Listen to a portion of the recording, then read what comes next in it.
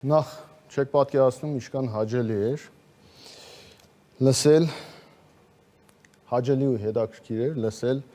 երեք իշխանափոխներին, որ մեկը մեկին հերթ չտալով իրար մեղադրում էին անգործության մեջ եւ հետաքրքիր էր, որ այդ ընթացքում լսեցինք, որ ինչ որ արվել է նախկին իշխանությունների օրոք է արվել։ Ուրեմն նախկին իշխանությունների օրոք, այսպես է շարունակեմ,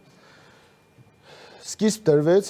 տուրիզմի զարգացմանը 16 թվին Գյումրիում Կարեն Կարապետյան վարչապետի օրոք սկիզբ տրվեց ու բավականին լավ թափով սկիզբ տրվեց Գյումրիում ու գյումրեցին